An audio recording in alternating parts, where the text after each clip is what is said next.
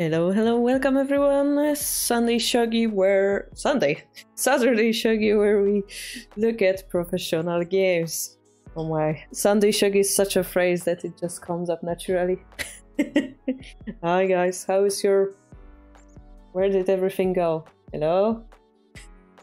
81 Dojo? You there? A click, thank you very much. You guys having fun? Enjoying the weekend? Blue Sharpie says, I'm having writings block with my Shogi comic. I have writer's block with my life, how about that? Hopefully you will get inspired by procrastinating with us. Indeed, indeed. So as you guys know, Fujii played a game against Hirose recently, and we're gonna watch this game, but we'll have to choose warm-up game before that. As usual. Maybe Ladies Pro. Unfortunately this week, first time ever, Satomi didn't play Nishiyama. So maybe we can choose a different game. So I'm gonna read to you what I see here, and maybe you can decide whenever you... Oh, this is the one. We have Ueda versus Kai, so those are two veteran Lady Pro players. We have Mizumachi versus Hori. One is 1 dan, one is 1Q, so like younger, yeah, Lady Pro. Or Chiba versus Kagawa, which is also two veteran players. Chiba is the Lady Pro that played against Lily the most recently. Then we have Mizumachi again against Fujinana. Both 1 dan, ladies 1 dan. And I believe we had Kato Momoko versus someone. Yeah, Wada.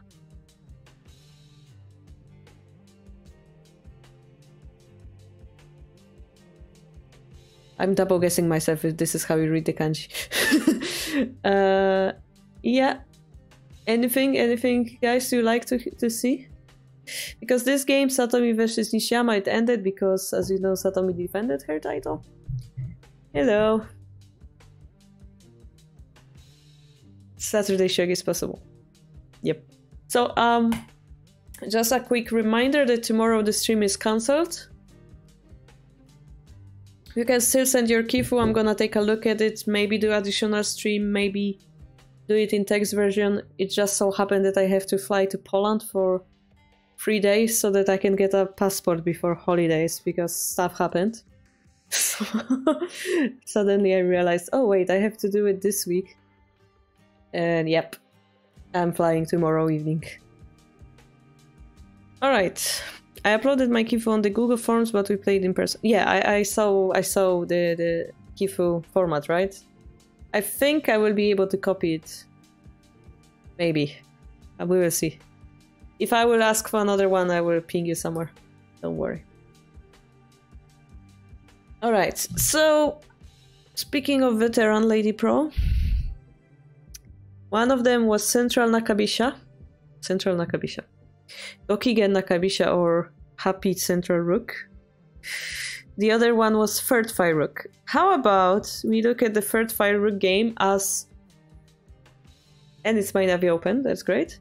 My Navi Open is great because they have like 3 hours thinking time. For some reason, by the way, it started showing those things in English, which is quite nice. Because we started this Ishida chapter on our channel, so I thought you guys might be... Brain doesn't work. Might be interested in Third Fire Rook Shogi more. Let's do that. And we watched a lot of Central Rook with Satomi's play, right? So maybe we can do that today. Ueda versus Kai, yeah.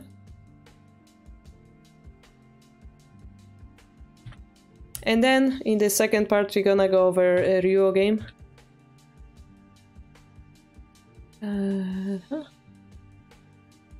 Good evening, Kenneth. Hi, Tis. Welcome, guys, welcome. So as usual, we're gonna enter our spoiler block so that you don't see who won. The names we have to change actually too. So this is Kai. Lady Pro, and Ueda Lady Pro as well. And then I wanted to hide the whole thing so that you don't get spoiled with the final position of the game, who won the game. Alright, let's see if it worked. You don't know the winner. Cool, cool. Have you played something Ibisha style? I did play a few Ibisha games in my professional career, most of which I've won actually.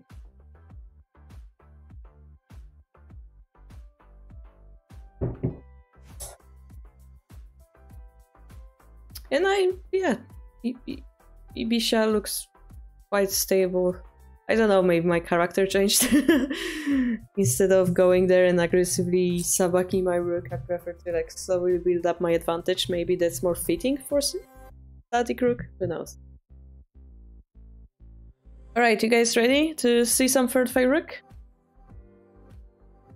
And if you guys get interested in the Ishida style or third fight rook in general, we will start this new Shogi opening series, yeah, on our channel. Check it out. Yeah. Next week we're gonna continue. Alright, let's see. Ueda versus Kai. Kai and Ueda. Ueda is playing static rook and Kai is going for third fight rook. This is according to their playstyle, nothing surprising here. So because, just a quick explanation, because we're Gote, we don't have enough time to push this pawn. If of course they pass a move, we would be able to go into closed Ishida. But Ueda is very smart, and she pushes this pawn before that's possible, which de facto forces the bishop to move to free square, and this is what we call a normal third fight rook. So it's not Ishida, yeah? Ishida is when we have this pawn here and the rook floating here. So that's just the big difference, yeah? As a Ishida player, you will need to know this shape as well. Hey, Bad Relay, thank you for subscribing. Welcome to the harbor. Thank you for the support. So, now we have natural development. Yeah, king's going to the castling side. And here we have silver 5-7, which indicates slow game already. Could indicate slow game. Ueda, I think, also plays Anaguma. So it could indicate Anaguma, could indicate other slower castle, more solid castle already. So yeah, okay, now the bishop moved. We know that this bishop moves to create space for the king to go either here or here, depending on the situation here, yeah? So we already see this going to be slow shogi. And let's see what Kai chooses. How to counter it. Indeed, we're going for Anaguma, yeah?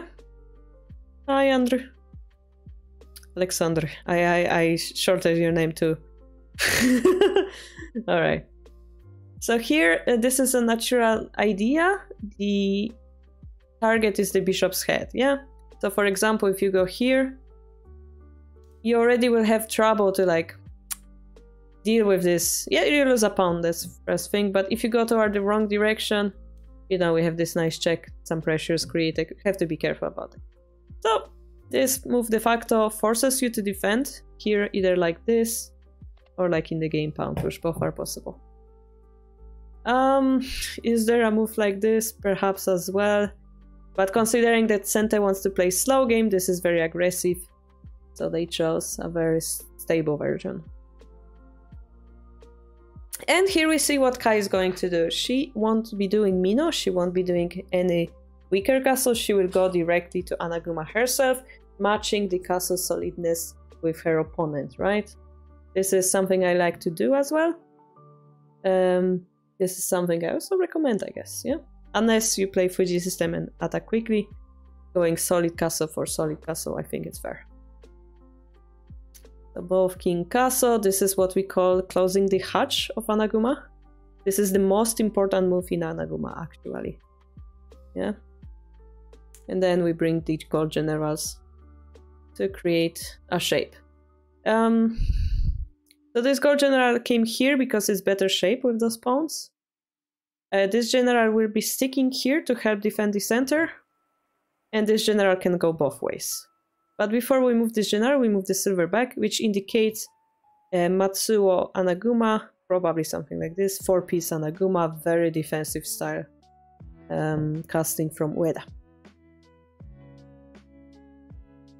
So this is where I think an aggression will happen, because this silver retreated from the center, which means this side became a little bit weaker, and so Kai pushed the 3-5 pawn as well. He calls you Andre. I shall call you Andre as well then. Alright. If it's fine by you. Bishop moving back, trying to make space for the rook, right? I know that some of you may be like, how about we open our bishop and eat this pawn? In that case, we would simply defend and then eat this pawn. So that's not something we can do yet. Also, our shape is not finished. Now we're threatening to push the 3-6 pawn, which is quite troublesome. Pawn takes, rook takes. We would have to drop the pawn again, as there is no gold protecting our backline.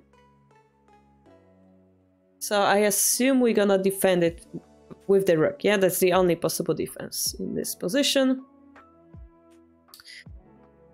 Now, from Gote's point of view, we would like to play maybe this, maybe do something with the bishop, because it's hanging right now. This is very bad shape for the bishop. If we're able to activate this knight, this would be like a great success. One more thing. This pawn here. This timing was very important. This is called static rook tax. If you didn't play this move,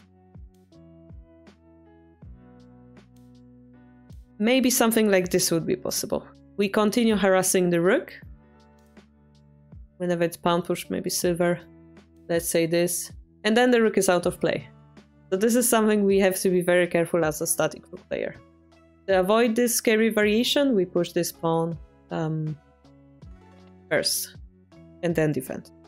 Those two come together. It's very important. Okay. So we moved here the rook to stabilize our position more, yeah, protecting this pawn, which was the issue a little bit, and send the defense. Now that the bishop is here, probably will help defend the center. We can move this gold.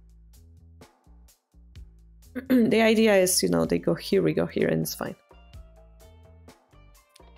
So they go back, and the Anaguma 4-piece Anaguma is done. The iron defense, yeah? Now, because Gote is Gote, they don't actually want to attack. That's very important here. Going for Sabaki against Anaguma is a mistake.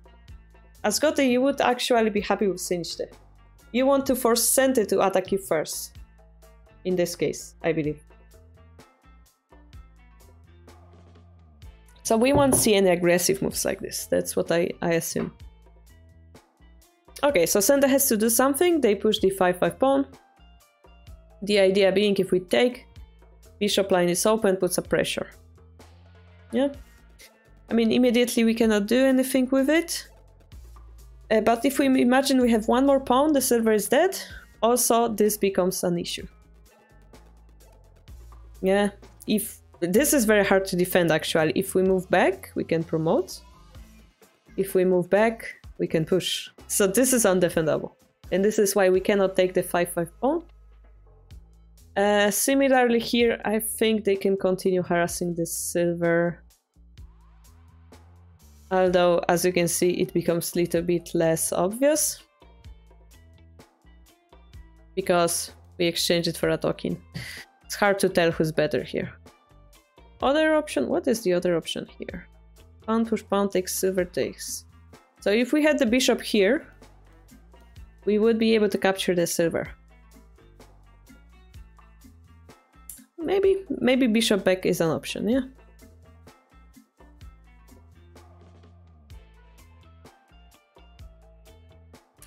So anyway, the silver would be in weird position, so we decided to go back. And then we open the bishop line. Looks natural, yeah, the bishop was inactive. We're trying to find a way to activate. We also start to put some pressure on the enemy Anaguma. We have more space. Center looks quite comfortable. But yeah, the fact that the silver is here means we don't have an easy attack yet. From Gote's point of view, we still want to develop the knight, blocking the bishop line indirectly as well. Cool. Now the bishop comes to h6. This is a very nice spot for bishop in Anaguma games. This de facto forces the bishop to stay here forever. And if this silver moves, we will have threats like this, yeah? So also de facto makes this silver stay in place.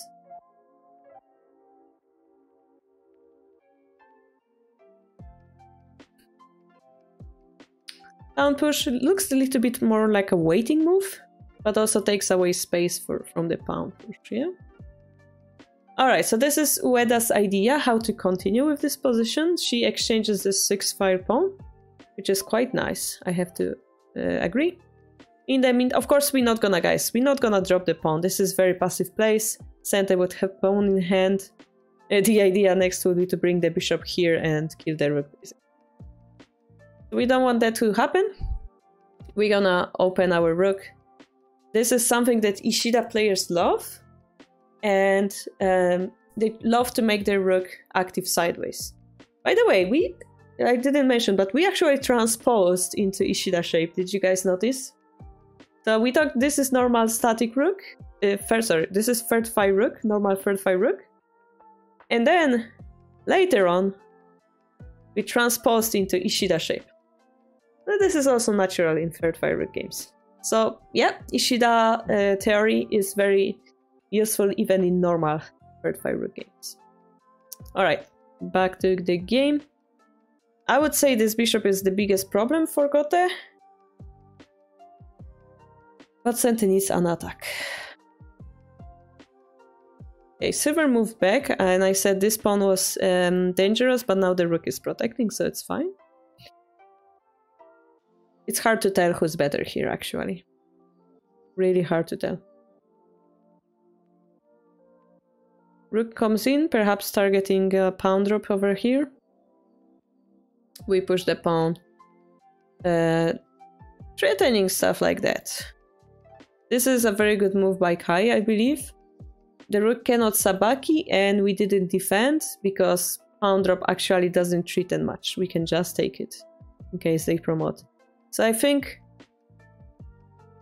I mean, this move was going for pressure, but actually it allowed Kai to create counter. So I really like this for the Gote, for the top player. We have pawn push. Not sure what is the target. Maybe pawn takes, rook takes, and then central pawn push. Because the rook will leave the defensive position.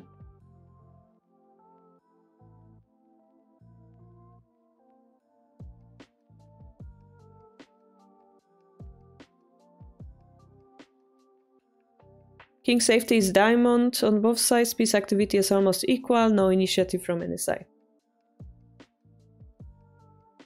I mean, Sente always had the initiative a little bit. Little bit more active bishop, but now that this pawn is pushed, I think you're right. Yeah. And this knight is more active than this knight, so we have to admit it. So the rook escaped because we don't want to give away the rook. Bishop take gold takes would break the Anaguma. Rook drop will follow. So this would be a little bit painful for Sente. They decided to move the rook back. Threatening pawn push, pawn takes bishop promotion. But in the meantime we can promote the bishop. So Gote is the first one to promote their bishop. But the question is how strong this threat is, yeah? Let's see what we're gonna do against it. Pawn takes. We allow them to promote. And now if this silver moves, this rook becomes a little bit in trouble, right? So we are kind of forced to move the gold back. Now I believe, I don't know, it wasn't played, yeah? They played this. But I really like this move. Personally. I don't know why it wasn't played. Like, if the silver takes, we have the same move as before. If the gold takes, the silver dies and those two pieces are forked. So I'm pretty curious why we didn't drop this pawn. I mean, we also have like gold moves back type of move. Maybe later the spawn will be taken and we don't like it. I don't know. Anyway, this kind of pawn drop is something you could consider when one of the generals is under pressure. Yeah, always a nice tactic to remember. Alright. So the horse was moved. We actually can sabaki our rook or put pressure here. This knight looks like it does nothing, but actually it attacks the horse with the rook. So we have to be very careful. And this is the point for Gote. As I said, the knight was more active. The fact that the knight jumped, it doesn't mean we can use it to attack. But what's more important in Anaguma games specifically is that the enemy won't be able to get that knight in hand. Yeah? Like, how are they going to get it? You would have to sacrifice your last pawn to get it, and also it's protected by the horse. So this is huge move for Gote, I believe. Yeah, the issue is still the rook. What we gonna do about it after this move? Do we go up or sideways? And we decided to counter it. Because we decided if they take, we're gonna go here. If they take here, we threaten a Tokin. It's a very hard choice. Tokin in Anaguma would be very, very huge, so I guess this is why we decided to do this exchange instead. Hi, na wojska.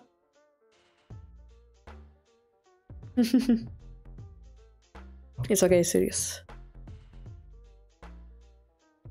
Me neither. I have no idea how mobile Twitch works. We have to protect. Rook goes back, attacking the horse again. Or with taking tempo. Now this looks interesting because it attacks that knight that was escaping, as we said. But also threatens horse takes silver, gold retakes, rook takes, taking 2 pieces for 1. On top of that, attacking the rook. On top of that, one of those pieces is gold. And in Anaguma games are very, very specific. Golds are valued more than bishops. It's a very sneaky hidden fact about the material calculation. But in Anaguma games, golds are everything, yeah? So we would be happy to take that silver and gold for the horse. So we have to protect. We have to make sure they don't break our Anaguma and the knight falls. So currently Sente has a knight advantage. So perhaps we could say Sente is a little bit better. We don't have an option to create a Tokin here anymore because we dropped the bottom pawn. And Sente's rook looks a little bit more active, horse looks a little bit more active. Although it is Gote's turn to move. They're gonna take 4-7, 3-10 to fork those 2 pieces, yeah? So similarly, Sente will try to escape with their knight, again that being their condition to, well, in Anaguma games, yeah? The lance is forked, but rook goes back protecting. The knight jumped also allowed this protection. This is very interesting, yeah? Very interesting move from Ueda, 1-7 knight. How do we say in English? Killing 2 birds with 1 stone. In Japanese, I think they say.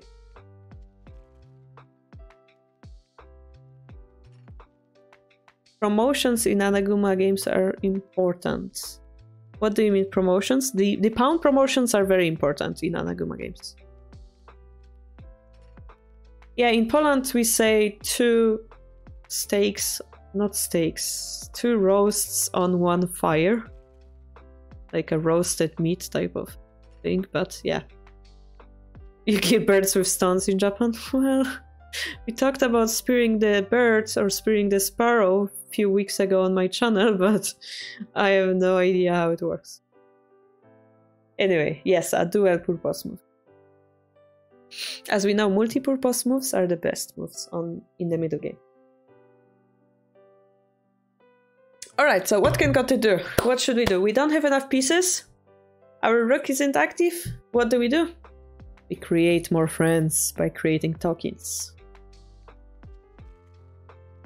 If we get a token, it's always good, yeah?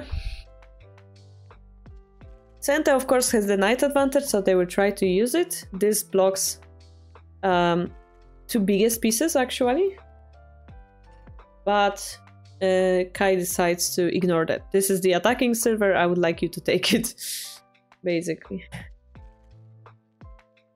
And now, if we would go in, we would sacrifice the horse for gold and pawn instead of silver and pawn, yeah? Token coming closer, creeping closer, that's a threat, yeah? So Eda has to do something herself. Little bit weird tactic where the pawn was sacrificed in order to be dropped behind the rook. The idea being we actually wanna sacrifice it anyway. Cool. So again, golds are better, maybe this is why we're going for it. The reason why we sacrifice the pawn like this, possible usage in the defense later on. Very interesting choice here, yeah? So if we were to take it, again, we would lose the gold for the bishop and our rook would be hanging. So this is very uncomfortable point in Anaguma, where your Anaguma is this weak and enemy Anaguma is twice as strong because they have 4 pieces and you have 2. This is what we cannot allow. This is why Kai decided to ignore this move, because I actually would prefer to give you the rook instead of the gold. Yeah?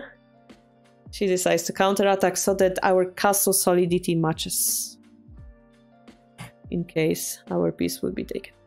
So I'm kind of curious, because this is a fork clearly as well, but Kai decides to target the gold instead of the silver, yeah? And if this moves, this creates a token. So this move is very painful. Therefore, we need to take off the rook. If we take it, then the gold can retake. We're safe again. Now this gold is distracted from the castle. Promotion will be a thing again.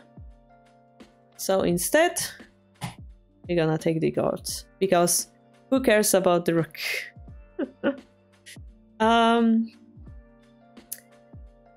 Now it's very hard decision. Do we take here or do we take here? If we were to take here, we would take off the gold, but we would lose this one. Then we would take this one and lose another general. And we would have 1 general versus 1 general. 2 golden generals versus 2 golden generals and 1 silver left. It's very hard to judge, but what's left on the board will be this pawn having an influence on this king, so maybe interesting for Gote. If we are to retake, we just lost the gold for the knight, right? Well, for also the rook, but rook for bishop, gold for knight. Gold for knight I think is not acceptable, therefore she took the gold. Yep, Anaguma games are weird, but exactly, the whole play is around those golds, yeah?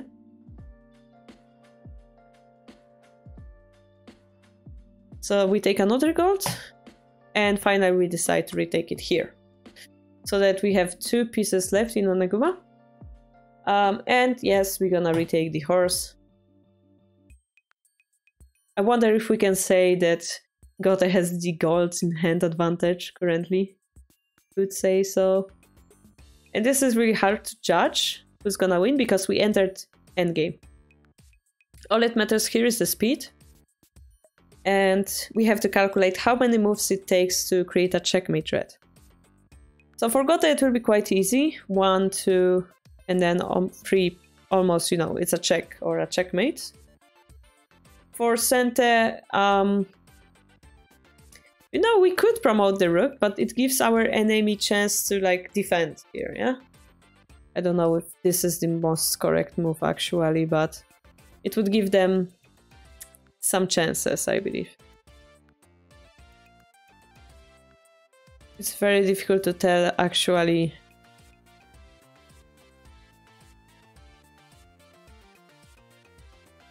One more thing I noticed, this horse is actually defending pretty nicely. if we were to go for a direct line, this isn't even checkmate threat because of the horse. And this is already quite dangerous.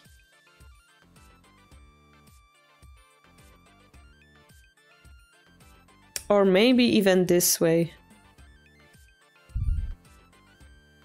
One on another. So if we take the silver, they take, we drop here, they go here. And they almost take this pawn. If we drop here, they run here. Basically, we have to calculate whenever this is mate or not, yeah? So that's what they're doing. And here, Weda chose to play a multi-purpose move again. Defend and attack. Which, I mean, looks generally good, yeah? This will be very forceful.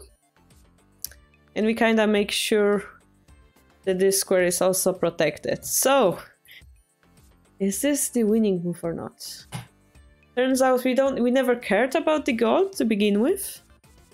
And the rook doesn't defend this square, yeah? It's indirectly blocked on this square. So the pawn, even if taken, it's gonna be one move loss. We still are able to drop the piece here, even though the rook is here. It's very weird explanation, one eye. The rook actually doesn't defend anything. That's what I'm trying to say. So it looks good, but not enough perhaps. So gold drop, we admit that we have to defend. Guys, which piece do we take here? We don't take the rook, right? That's important. I decided to promote the pawn. Silver takes. And we do actually take the rook. Okay, okay. Guys.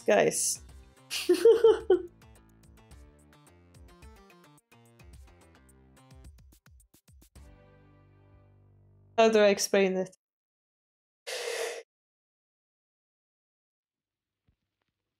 You know, if we retake it, we can slow down the game.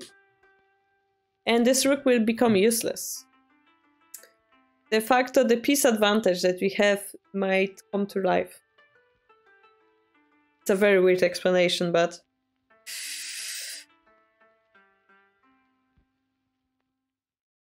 Basically, we'll have more fighting power, and a slow game will favor us.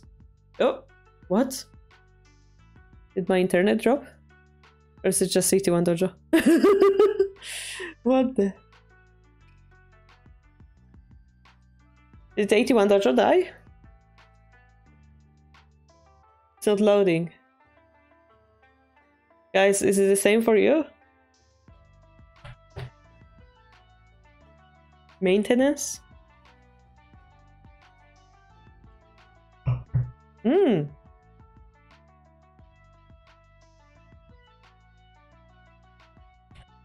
Something is happening.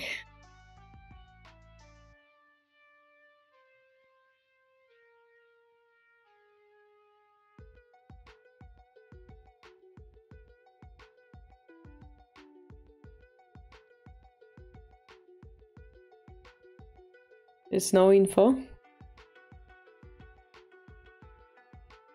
It's back.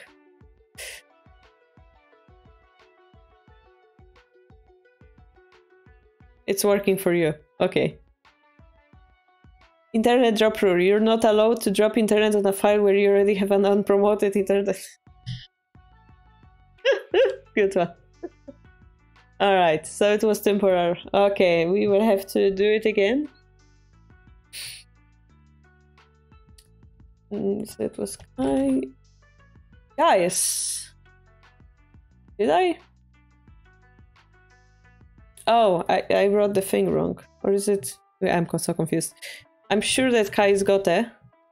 Just this thing that's above my head. I think it might be wrong. I might have mistaken it. Yep. I was saying players correctly the whole time, but it was written wrongly. Sorry for that. Alright. We will move around here. Yeah, okay. We are back. You don't see the winner, that's cool. So we took the rook, and as we said, the threat of slow game. We took this. Oh, that looks painful. So Kai found a defensive-offensive move, our favorite badger move. How did we call it? Komodo badger move. Defending, yeah, attacking. Really, really nice move here. Those moves, you know, we perhaps are not able to tell at a glance. Are they turning the game around or not? But alone, they hold a lot of potential. It's a very scary move to be forced because you kinda have to. They kinda played both defensive and offensive move at the same time, right? So it's like they played two moves in one move. This is why it's so powerful. It has the power of turning around the speed of endgame because it speeds you by one move. Komodo badger. Maybe it was Komodo badger, yeah. Because the Japanese name is Kobo, so we came up with Komodo badger. Alright, so in order to speed up, Ueda has to sacrifice that dragon. Kai decides to take it with the king, not with the horse. And knight drop in order to A, block the bishop, B, allow the check.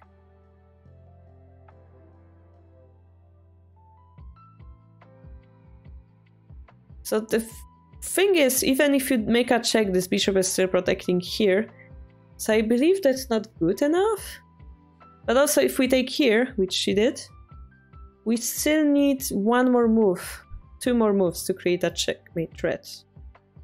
Calculating it all, I think Kai got more tempo here. Although Ueda continues with silver drop, and the question is it checkmate threat or not? The horse is here, so gold drop, king runs, silver drop, takes, takes, takes. We have only bishop in hand. So it's this piece, bishop in hand, that's not enough. But bishop drop could fork stuff. No, it cannot, yeah. So it seems perhaps Kai could play an offensive move here. But I believe something like gold drop in defense wouldn't be awkward. She dropped it here. I was considering here, maybe. Ah, this wouldn't be good because of this move. So she dropped it here. Because then we keep this space for escape. That makes sense, yeah? If we were to take it, the king starts to run away towards safety. So instead, Ueda dropped the gold. Yeah, Sente definitely is a checkmate. They're running out of pieces. They don't have big pieces anymore, right? Although it's very close too. Now Kai goes for a little bit scary looking gold takes the silver, gold retakes. But yet it is not a checkmate threat, right? No, this time this horse check looks a little bit concerning because it becomes a checkmate threat. The king doesn't have an option to run to the square because it's a gold. This is the next threat. Therefore, we continue defending. And this requires some calculation, and those are veteran lady players. They can read it at a glance. So the point here, I think, is that if this knight ever moves, and it seems like we're creating a checkmate threat, this becomes a checkmate itself. This is something we have to be very careful about.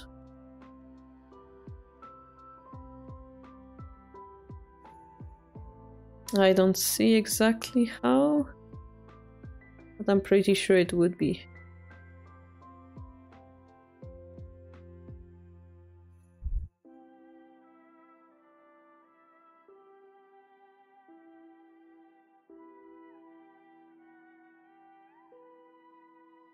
Alright, yeah, it will be.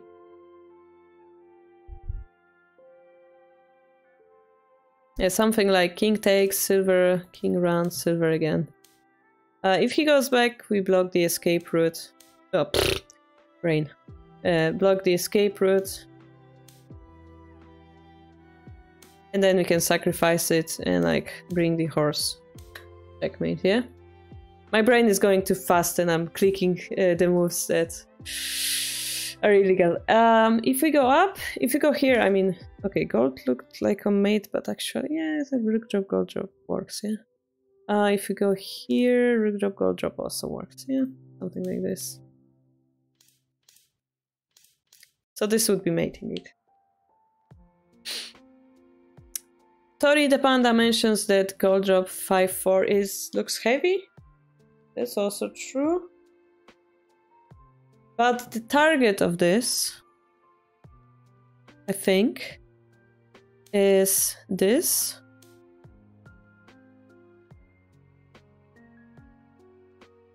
And if we go, just an example, if we go here, this pawn drop breaks the bishop defense. Yeah, kinda. I don't know exactly if it's winning or not though. As the king has squares to go to. But anyway, that could be the threat, yeah? Pawn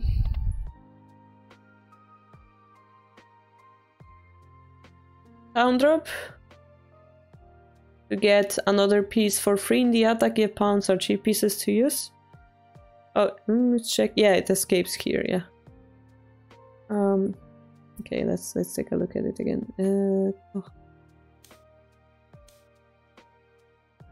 If the knight check, then we just escape here. If we take, maybe, yeah, maybe knight check is better. Yeah, definitely better. If we take, it's a mate. If we take, it's a mate, right?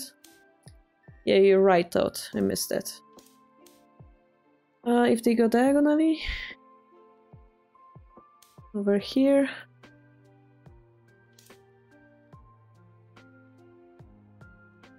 it's just gold drop and yeah. I mean, this is one move faster technically. So yeah, this is a threat. It looks heavy, but there is a threat. Wait a moment. This move isn't a threat, right?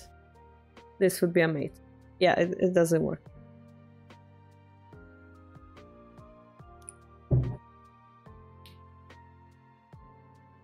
I wonder if a move like this would work though. Blocking the horse and the bishop attack at the same time. And you know, next retreat and this and this. Quite an evil looking move. You don't want to see it in BRB. So anyway, the point is we couldn't drop the pawn here because it's unprotected, so we drop it here because it's a gold, yeah? Take, oh my, she just created a token next to her king. That's a little bit scary looking. Unless Kai has a plan.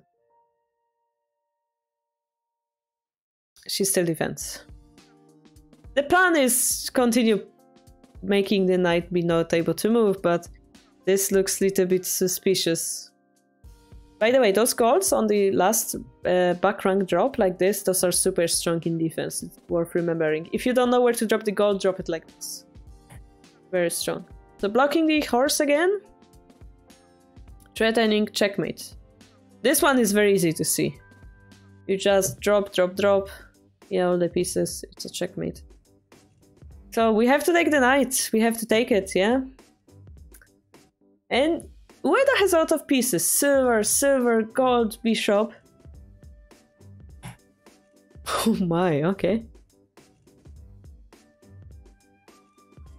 I don't know what's going on in this game anymore.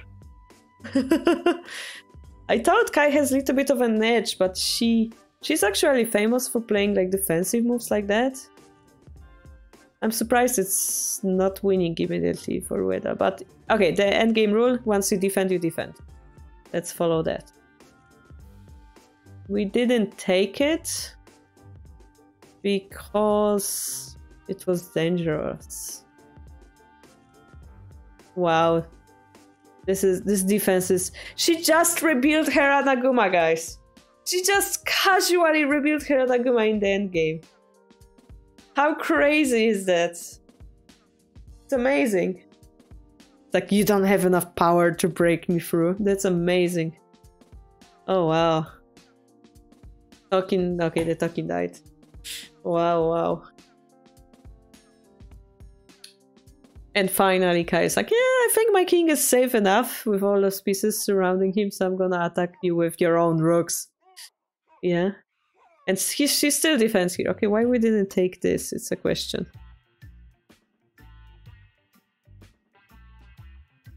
Because of some bishop drop around this? I have no idea anymore. No idea at all.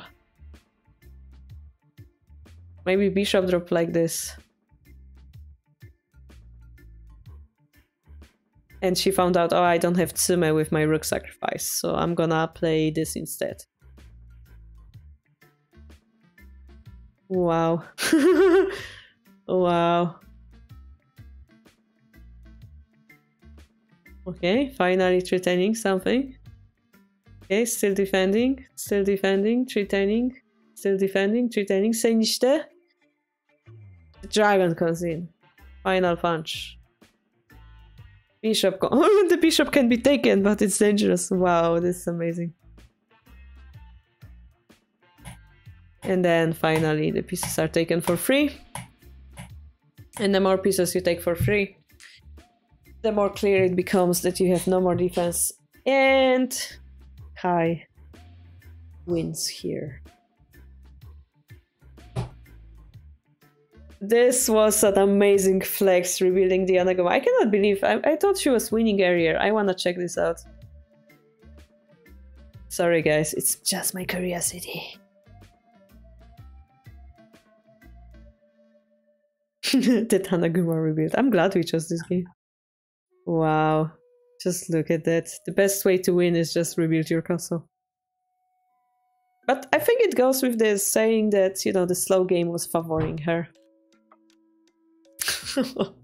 This just breaks the enemy spirit. Oh my gosh.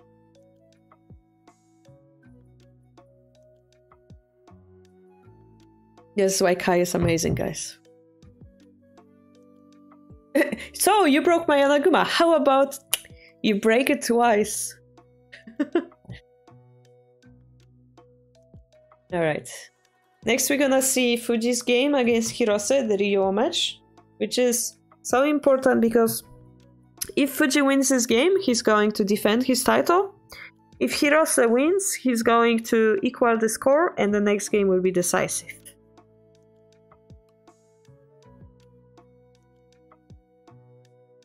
So it's a chance for Fujii to defend. Yes, second on the... And this is quite typical in middle game, yeah? In pro games, like, you come back to the middle game, actually. Sometimes. Alright, here you see the drop. The drop. So here, center is better. And the pawn drop was a little bit awkward, but we took it. And it became better for center again, eventually. Over here. Oh, okay, so they are like, just take the knight. Okay. The computer is quite rough. Alright, so here the rook drop actually wasn't a good move because you see the drop above my head. It didn't defend much, so Kai was winning the whole time here. Okay, this is not me, this is not me. There was something weird. Okay, it's not only me. Look at this diagram. Guys, if you ever feel bad about your Shogi diagram, remember this is 2-lady professional playing. Taking the gold wasn't a bad idea because you needed tempo. It seems. But of course, you know, it's few seconds by the computer, maybe. I mean, it's still equal here. It's still equal. This is equal.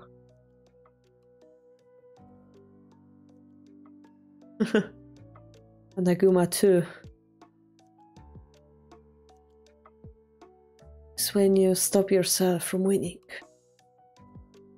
I thought I would say something smart, but I didn't have enough inspiration. So here, Kai is winning horribly. Yeah? Ah! I was right. She should have attacked here. She should have attacked. She's faster. She should have attacked. Ah ha ha ha ha ha. But the rook 6-8 is better because you cannot block it, actually. Ah ha ha ha ha. So the fact that the king can run to 7-3 gives her also freedom to counterattack, actually.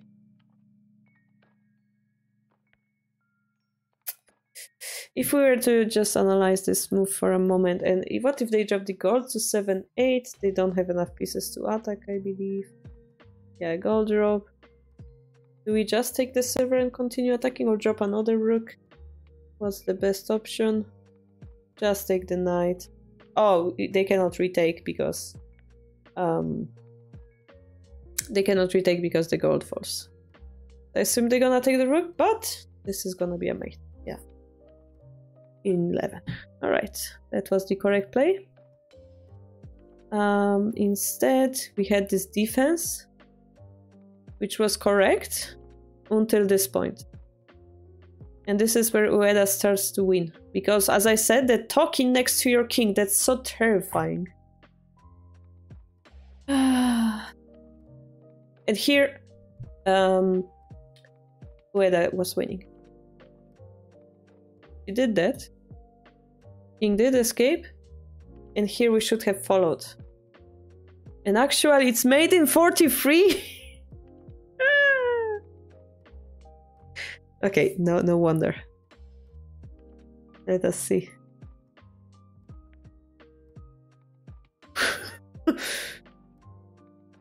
Okay, it's not Atsume, it's more like a Hishi. Oh. But yeah, look at what happened. All the attacking pieces of Gote disappeared. Wow. Alright, so the knight was a huge mistake. Should have continued the pressure. But these are correct as well, computer moves, and yet diagram is falling, which is kind of weird. The rook is not a checkmate, actually, so she should have taken the knight. Ah, this turned around again. No. Okay, wow. This game is crazy. Oh my, look at the diagram. Oh my. Okay, I don't feel bad about my endgame anymore. Okay. Alright. That's the beauty of Shogi, isn't it? Alright, anyway, hopefully you guys understood some basics of Anaguma, especially the value of the gods. Also,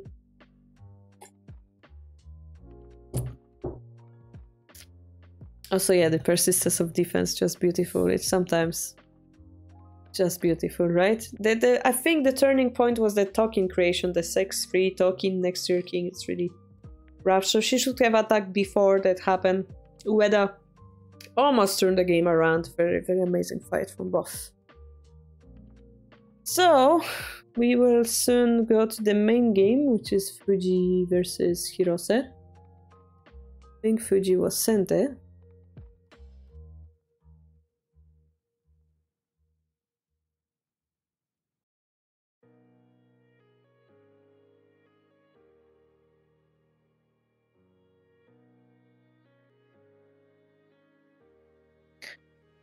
But before that, 1 minute break. Get your drinks, guys. Hydrate.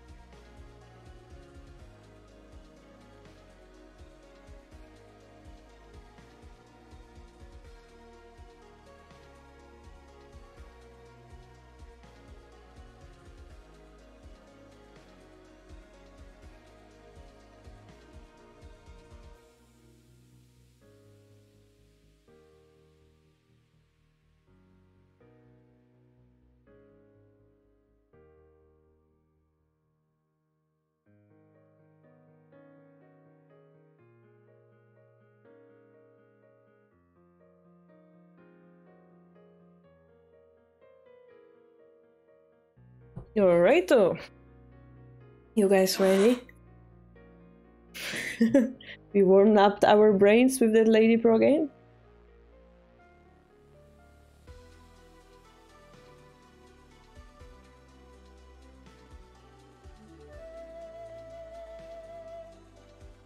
So,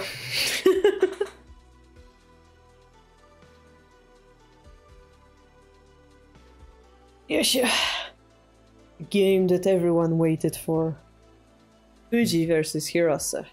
Once more, yeah, Fujii is center, correct?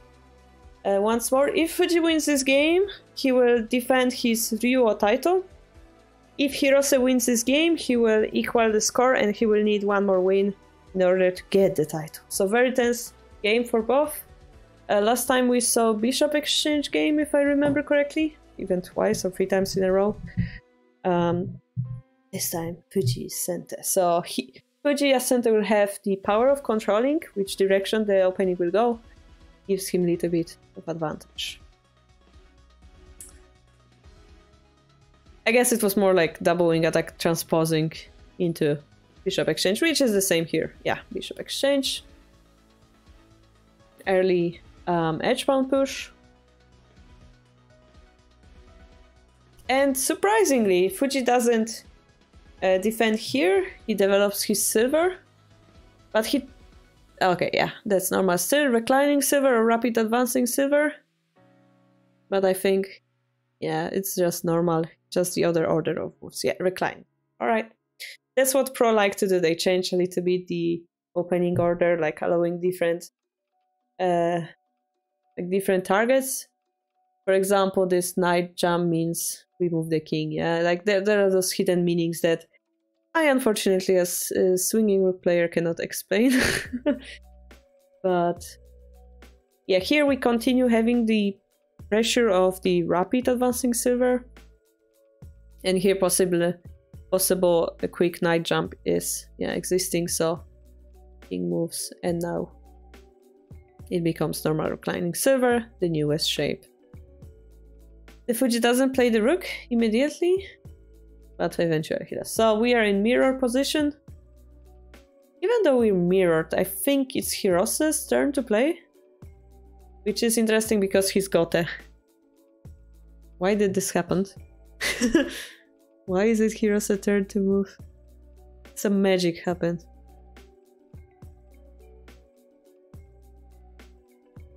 I don't quite understand. Ah, yes, I see. Okay, this move. This move is not played yet. Okay. My brain got confused. So instead of if Hirose plays this move, I think Fujii will have the initiative, so he plays a different move instead. I think this move was played by Habu Sensei. Like his idea. But in this moment, the gold leaves the center, and this is perhaps why Fujii jumps with the knight. Yeah, knight jump is a natural move to do.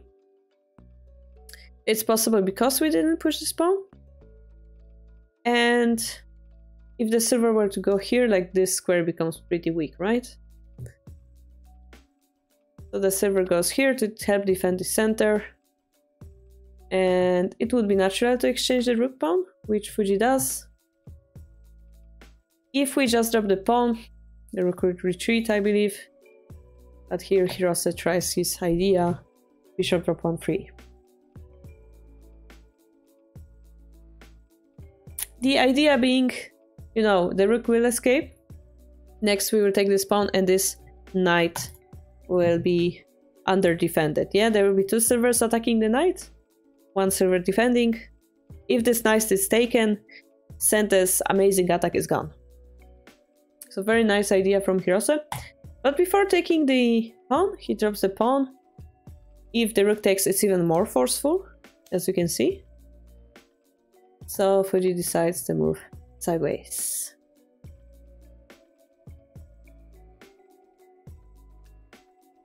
Bishop will come, but because the rook moved here, sorry guys, I didn't sleep a lot tonight. Oh, okay. The rook came here, the god has to come and help the knight. And again, if we were to help the knight and, you know, we drop the pawn, notice that we don't have a pawn in hand anymore. And our hopes of winning this game is 0 because the proverb says, no pawn, no win. Yeah, we have no way to break the enemy position. The knight is immortal, sure, but nothing more. So instead, Fujii decides to attack the bishop. It's quite funny because the bishop is now on the board, it can become a target. The knight can be taken. And it's a very, very difficult, position because we do have a silver drop here. And technically, you know, by taking this, and let's say this happens, we'll have this nice trade here. So Fujii took a risk here, I think. And Hirose inputted this move and then took. So now the question is, was it worth it? Yeah, we lost the knight.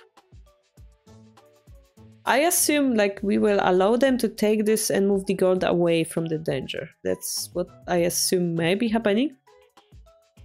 Pressure the bishop, of course. Pressure the bishop.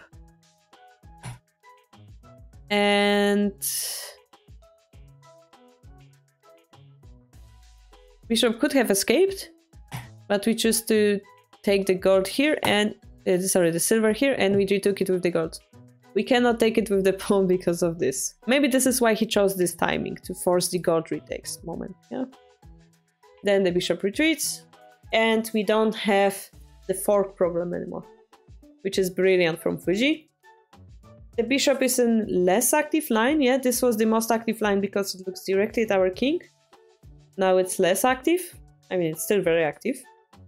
But it's Fujii's turn to move, and he can continue by promoting his pawn.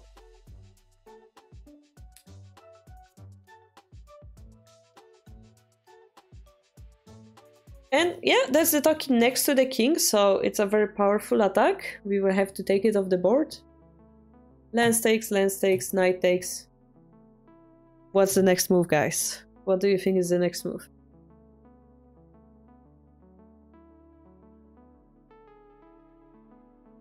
Oh, then the continuation is crazy. I don't understand it. I just don't understand.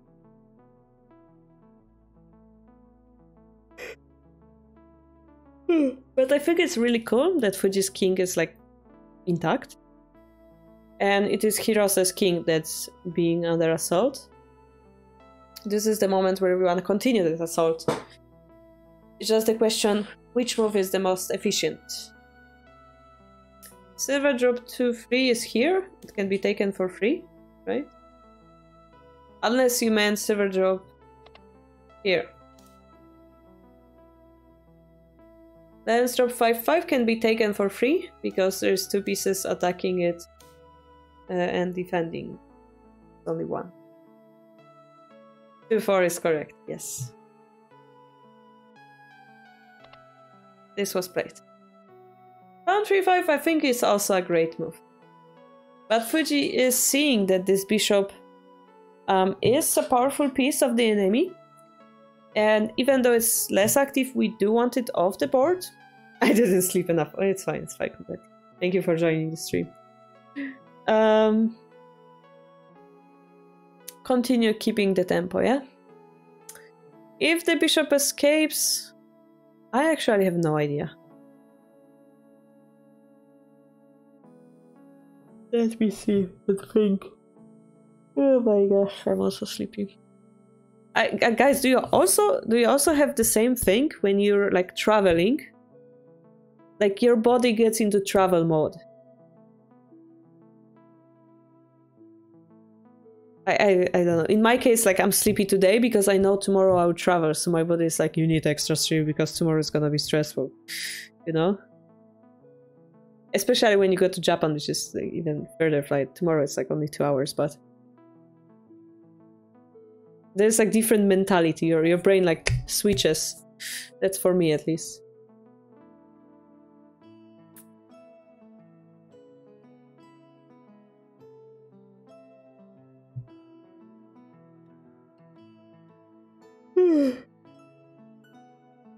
Yeah, I'm not sure Like, if the bishop comes here, it can become under attack.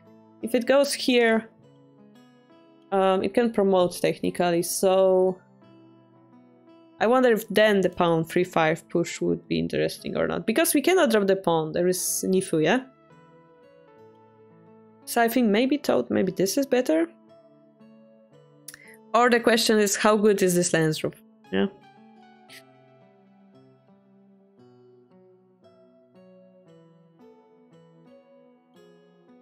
But surprisingly, what Hirose chose is pure madness. He just took the pawn. I think it's like an attempt to create some opportunities on this side of the board. A, maybe activate the rook, or B, maybe enter with the king. I don't know, but like the loss of this bishop feels huge to me. Like we have no offensive power anymore. That's how it feels to me. A little bit weird. But you could say it's also difficult for Fujii to find anything. But Fujii is a genius. I wonder what he's going to play next. Actually, I didn't see yet.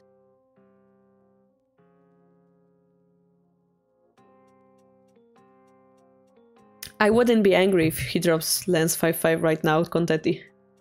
Why didn't king take? That's also a good question.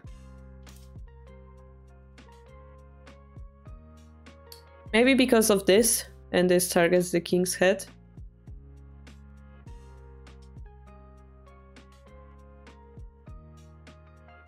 By the way, if the knight ever promotes, we have this, yeah? And the pawn drop is not possible again. I mean, bishop drop also looks quite threatening because we have limited drops again. Quite interesting position. I might just cry if your opponent plays such a move in a high-stakes match. So, Contetti, good news! It was lance 5-5. We found it. So yeah, the problem is take the defender first and then drop it.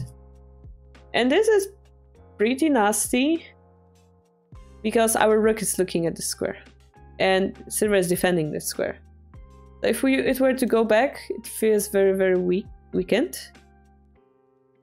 I don't know exactly how it's breaking through yet, but...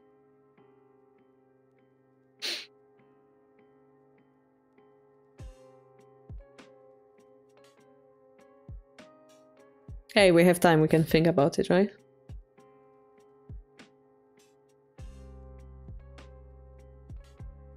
I mean, one idea would be to simply blink the gold, but the rook could be under attack. If we go here, they just block us.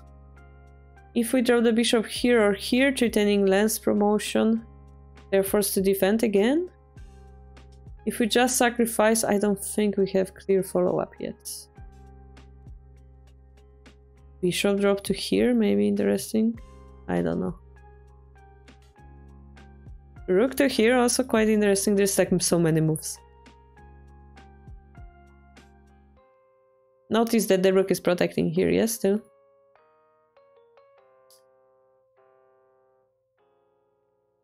I wonder how threatening a pawn drop is. If the gold takes, this looks a little bit scary.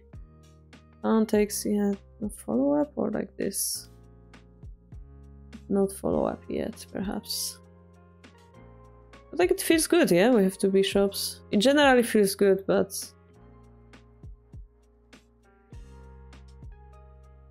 I like this move, honestly. I just like this move.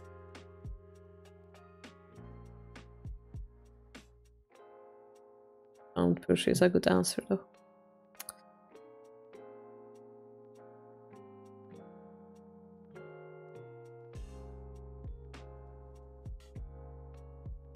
We can check it later with the computer. It feels like a potentially good position, but hard to tell. Okay, so the same idea. We attack the rook because it's a great pressure.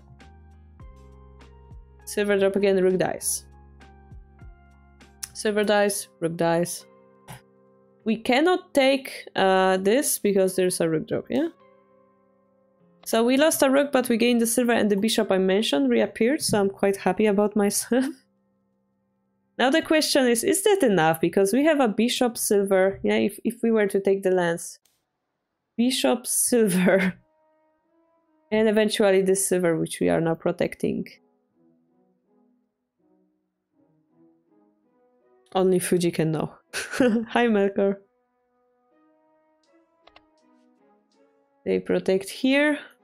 We take safely, yeah. Now we attack the bishop. Hirose is attacking all the critical pieces of Fujii, putting pressure. The question is, will Fujii prevail and save those pieces or not? The bishop tries to escape, but a pawn drop follows.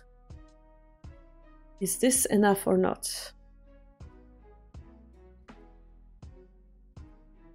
The bishop is now in a very, very, very active square. And we would like to try this. Yeah. If we take, we perhaps can sacrifice this piece and activate this one instead. It looks a little bit scary, checkmating possibilities, right? Perhaps this move. Maybe the king will run. Maybe we have to promote the lance first, yeah? Looks quite solid for Fujii, no? The king runs. Yeah, the bishop is about to be taken, so we have to sacrifice it. But is this enough for Fujii? We have actually 1, 2, 3, 4, 5 attacking pieces. The theory says if you have at least 4, your attack will be continuous. If you have at least 4, is that enough? What should we do here? We will of course continue on assault. We'll try to utilize the lance power. It has to be taken. And now guys, what would you be your move? Maybe 3 moves.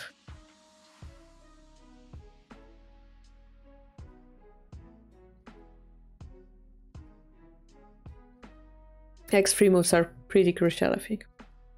I mean, the 5th move will be decisive, perhaps. Spoilers! A piece that is about to be taken is the most dangerous. That's a proverb, yes. It's like that samurai that's about to throw his life for his daimyo, right?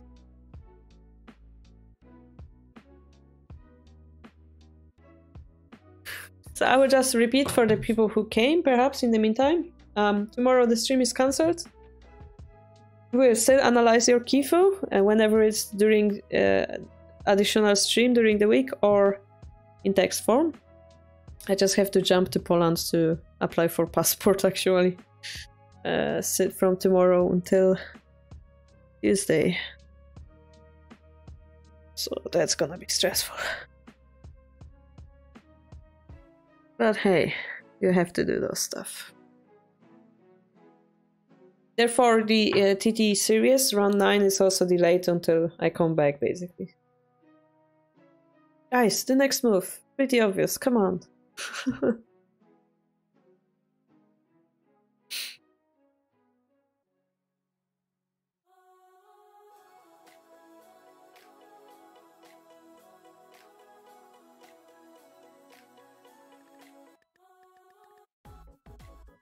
Small hop, yeah, like 2 hours by plane.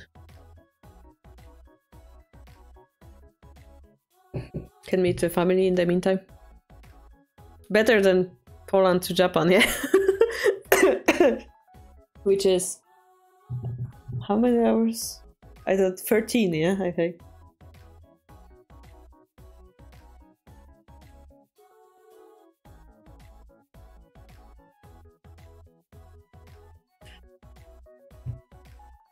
Alright, the answer will be in 5, 4, 3, 2, 1. So Skykeeper says gold drop 5-3. It's almost the correct answer. Because it's going to be the silver. The silver actually threatens to checkmate the king if he runs here. Yeah. But the more important is what do we do when they run here? And it's important that it is a silver, because we can do this move and then follow it up with this move. And if this piece was a silver, you know, you cannot attack sideways, so it wouldn't be as impactful. It's important to use the silver first here. King will run. We delete de facto like one of the last defenders of Gote. Like the rook is the only one left. And now the question is, how do we finish it off? The next move is quite impressive. We're trying to find a Hishi. Wanted to try gold drop 5-1. Gold drop 5-1, he just goes to the side, I think. Or the rook can take it, by the way. Yeah. Gold 6-3, correct. Hishi is basically a winning position. You cannot run away with the king. We try to capture this king, yeah? So this would be a mate if we do that. Again, king has to run. Again, another piece falls. Again, king has to run. And then finally we assault the last defender, which is the rook. This alone isn't a checkmate threat. We would still have to pick up the rook. And then need... So we basically need 2 moves to checkmate the king.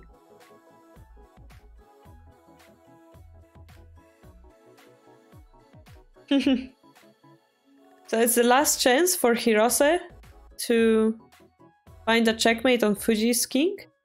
And he has 1.5 move to do it, yeah? Because checkmate threat, Fujii takes the rook, and Hirose needs a mate in that next move. So Hirose needs to find a checkmate threat. Or force Fujii to... The piece in hand actually doesn't matter. Option B, he defends his king somehow, but seeing how this rook is being... Yeah, if he runs away, like, this is over. The rook doesn't have any other option. If we drop a piece, like let's say the gold, it's a mate anyway. Yeah? So it looks hard to defend.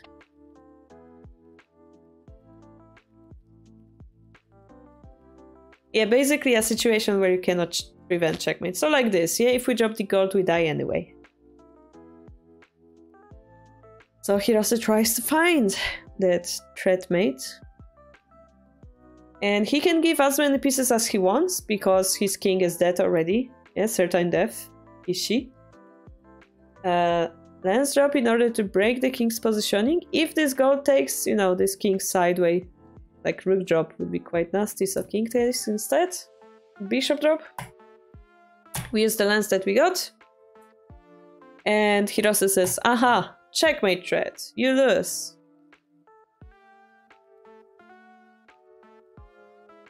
But it's just a checkmate threat. Fujii still can defend. So he defends. Is there a word for making a move that puts yourself in certain death? It's called tonshi, sudden death. Ton being an onomatopoeia.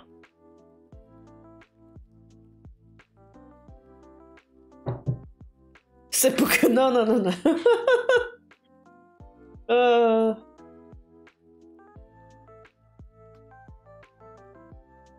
Tonshi, it's like a horrible mistake. There is also another word for it, but I forgot, like an accident. Jiko, you can say. Oh no, it's an accident. Yeah, yeah, it's funny though. Alright, so Hirose needs to continue making checkmate threats.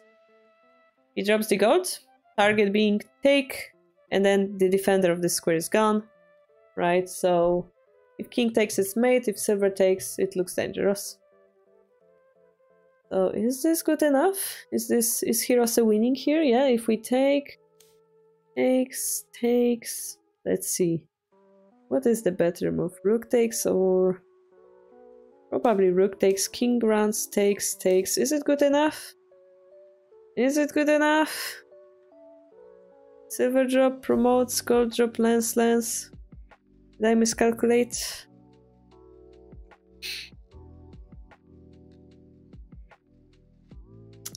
I'm not sure. Looked like a mate for a moment. If the bishop takes, is it easier? None of it is easy, one eye. Hey, thank you for the follow, Daniel. Welcome, welcome. Oh, Raid, thank you so much. Welcome, guys. We're watching the professional title match of an amazing genius player. We're in endgame, trying to figure out stuff by our own small brains. Yeah, today we're analyzing professional games rather than playing ourselves. On Sundays we usually review people's Kifu, on Saturdays we review professional ones, because there's nothing better than getting inspired by Shogi professionals, yeah? Yeah, Dead Fujii, yeah, Dead Fujii is under my other shouting face, is the bottom player. Yeah, it's a game review, we do it on Saturdays. Yeah, if you guys are interested in Shogi, we have this Discord server called Shogi Harbour, we have YouTube channel and stuff. But basically, that's the best community to learn this game. So you're welcome to join us. Go players, cool. I didn't play Go in like 5 years. I used to understand stuff, but then I'm like, Shogi is more interesting to me personally, and I stuck with it. I used to live in Japan 8 years, no, even more, 10 years. Now back in Europe. Teaching the new generation, perhaps, Shogi players. Okay, did we figure it out? We didn't figure it out. Oh my. Takes the. I mean, this is the natural move, right? How is this a mate? It's like Sumego, but it's called Sume Shogi. That's what we're trying to figure out right now.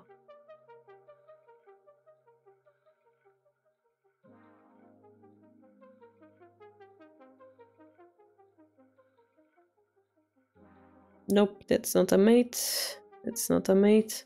Still think it's the rook, but...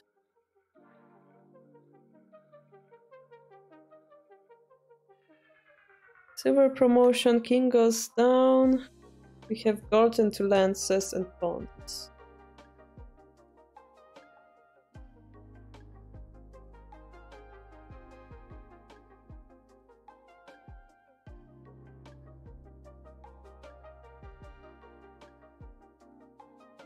I have no idea, guys.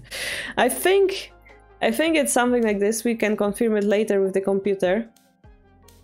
I'm pretty sure it's something like this, basically. I just cannot calculate it. Undrop or lance drop?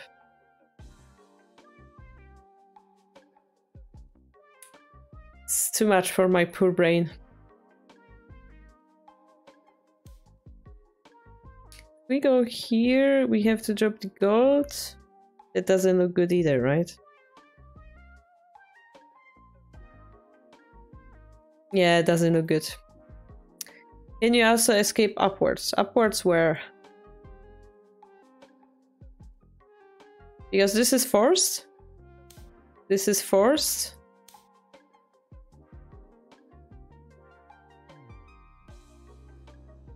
Ah, you mean upwards on the edge? Yes, we could do that. But I was thinking maybe we have this sacrifice. And then something like this. And then something like this. And then this magically would become a mate. That was my plan. That was my nasty plan. But they might come back here, and I wasn't like sure if that's enough, yeah, because we drop the gold, they go back, promote, and like didn't seem enough, yeah. Like it's not enough, so we'll have to double check it with the computer, basically. Anyway, it's a threat, so Fujii has to defend again. He goes down. It is crazy. It may lead to the same variation, but notice, if we do the same thing, this rook promotion that previously was a check doesn't become a check, and this is winning. So that's the plan, yeah? Then delay the opponent's check by 1 move. Therefore, he has to speed up and take here. What is the winning move? Guys, what is the winning move?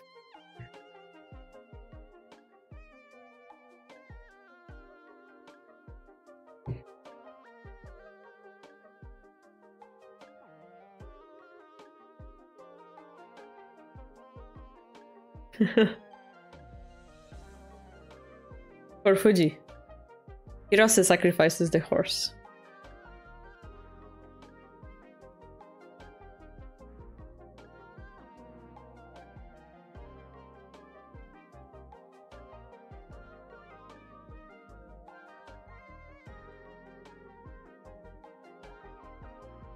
Maybe gold takes rook.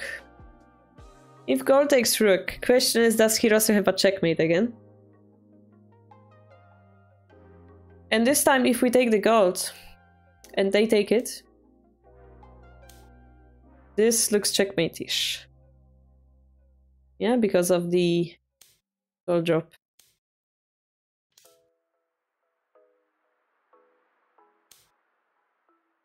Is this the most easy to understand line? I'm not sure.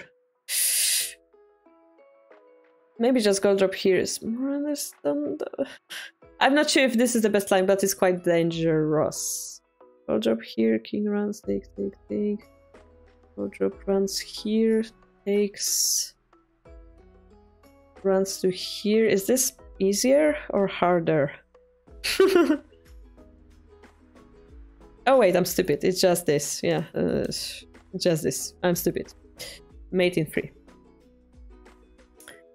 So, in this case, we would have to run and survive, yeah? King runs.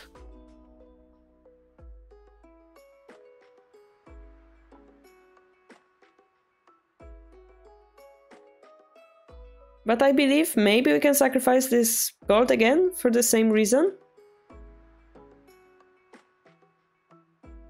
If we take, you know, is this similar line?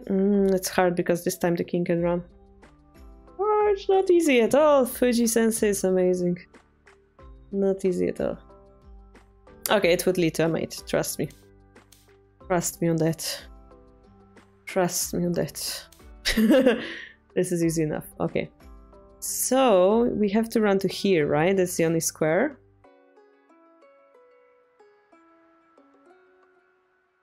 And then, I believe maybe this could work. I'm not sure. I'm not sure. He can run again. Oh no, this is complex. Oh no.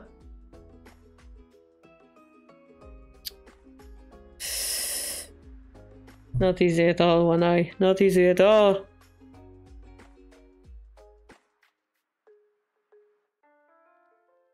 Bishop promotion. Yeah, I was thinking of the 2, but... silver takes? This is no follow-up, yeah? Just check, run to the corner again. Or take here? Lance drop. I mean, the king could technically run here and survive. No, that's not the answer.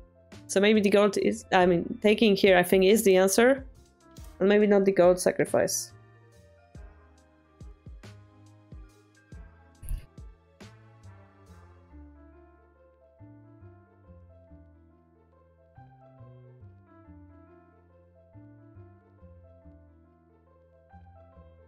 Maybe simply dragon check?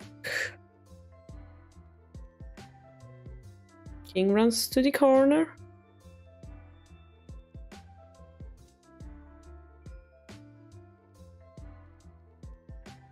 I'm so bad at Shogi, guys. I've become so lazy and bad. No excuses.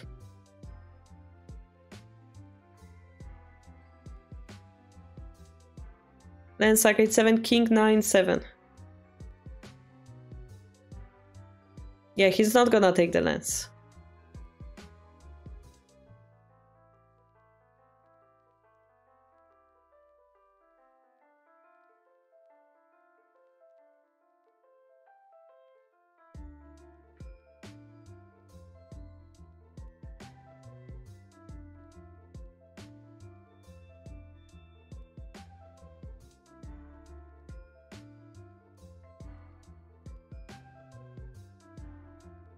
Okay, I think the gold is correct.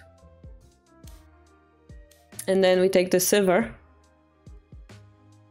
And then, if the king takes, we can check them again. If they run, we have horse coming in.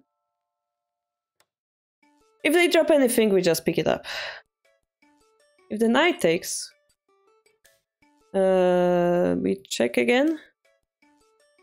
If they drop something, we can just pick it up because silver drop leads to mate. Sorry, Go players, this is a crazy game. Alright, so this was a mate indeed. Yeah? So we cannot take the rook. We just established that, yeah? That was slow, Tis. That was slow.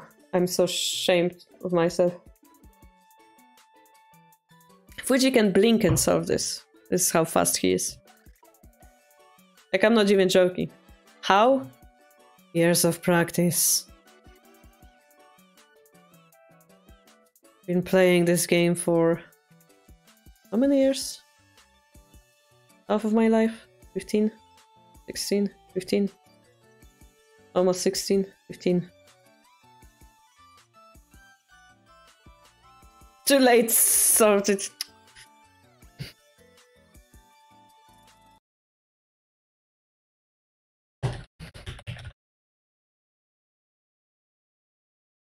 Where is it? Where is the video? Where is the video? Hi guys. Too late, already solved it. It was in the playfully, right? Too late, already solved it. I won't be able to find it.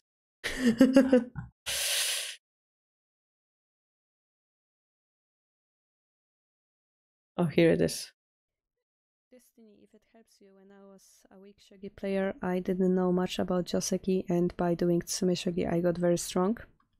And eventually I got to know some joseki that I liked. Even if you make a mistake in joseki, if you are very, very strong in the end game, you might recover from that, so... in the end, end game is the most important. Is there any website to find tsume shogi problems? Yes, please Google tsume shogi in Japanese or in English. Better to be strong in endgame, yes.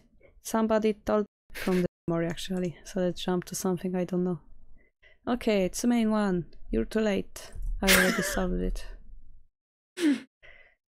Okay, how about main 3? Let's try this one. Too late, I've already solved it. Let's try main 5. This one. I don't see it at all. Too late, I already solved it. I'm faster than myself. You guys are not as fast, are you? Sorry, I'm teasing you guys. But yeah, this is the famous too late, already solved it meme that we had. Yep, shall we go? Yeah, that's how our stream was 2 years ago.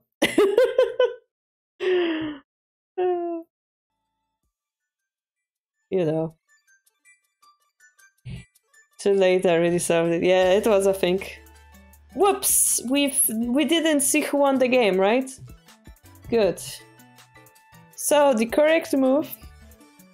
and people still like you. Oh, you didn't hear me say you all suck last stream? Yeah.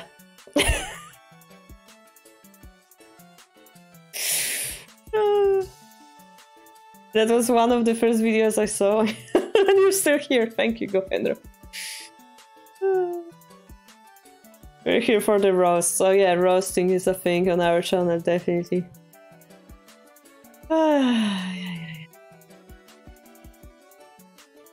Too late. Tuesday, only 5-minute stream where Sensei speedruns Tsume. Oh, we could do that. We can do Tsume after that. Anyway, the correct move Fujii played was to take the horse. Because actually, Hirose doesn't have a diagonal piece. And the king survives. Yeah, gold drop. Drop. It might be interesting. Trying to do the buff rooks, but the king escapes. And let's see, what is the winning move here? Too late already, solved it. Come on guys, you can do it. No, no horse sack. No knight drop.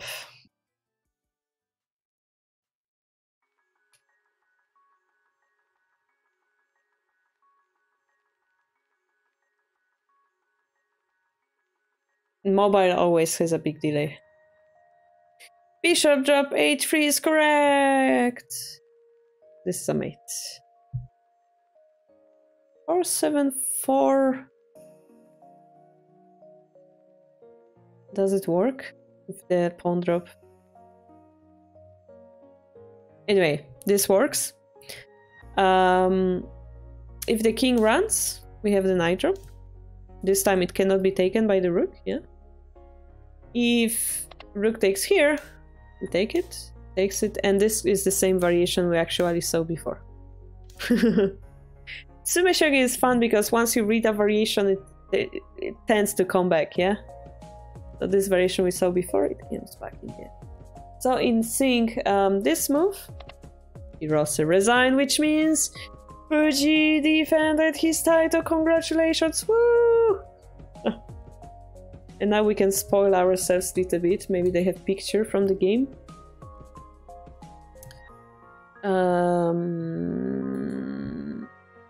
Maybe there is some picture we could see. Unfortunately, the last game would be in Kofu, which was the city I lived in Japan. So sadly, didn't come to that. Oh yeah, they had like this sauna thing.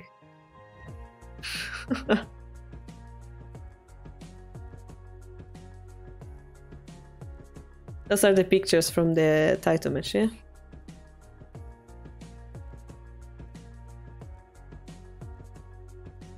Those are like different... Oh, this is Hirose. This is Fujii.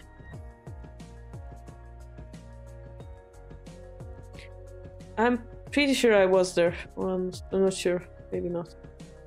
This is the other Fujii, actually. The older Fujii.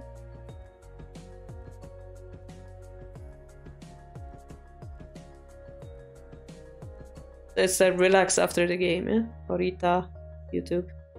Oh, this is a nice picture, actually. I like this one. Gentlemen only. Yeah.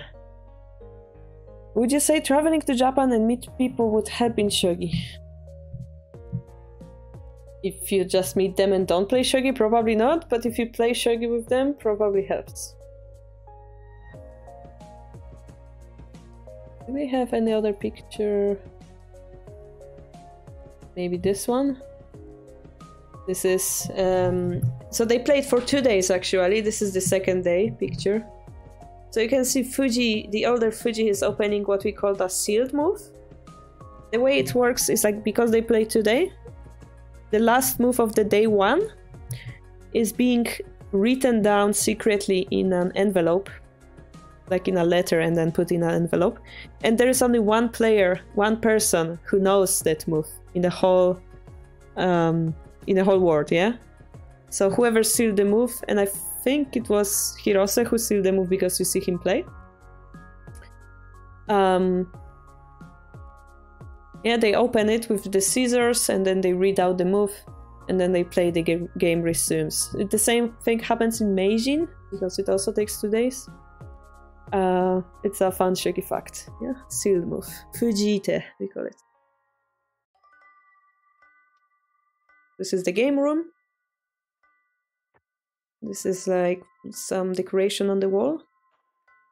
This is the person who takes the game record. This is Orita Sensei. It's another Shogi Pro, and he cleans the board.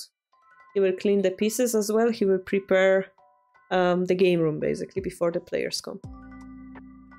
This is the envelope that we talked about. There's 2 of them. The Fujiite. Yeah. And actually it says that Fujii was the one. Here it says Fujii was the one who signed it. So they both have to sign it and seal it. Very, very official thing to do. Are the players then allowed to study the position using engines? No. So the break in the title match, you cannot talk with anybody about the game. You cannot analyze it. I mean, they probably, you know, sleep and think about it, of course. But they stay in a hotel and they're previously checked for all the electronic devices and stuff. Of course, you cannot be 100% sure and so on, but they do their best and they all respect it. Yeah. Yeah, no, so no, it's not allowed. Only when you're after or before the game, yeah? Not during. Okay, this is Hirose, so the challenger. Which is the defender.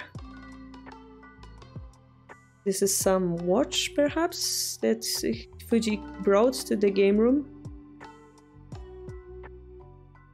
And the higher rank player, in case the title holder would set up, like, put the pieces out of the bag, and then they replay the whole game from the game 1. And this is the Fujii tag. And after the game starts, this is when they start, when they say onegaishimasu, all the reporters will leave and the game will continue. Yeah?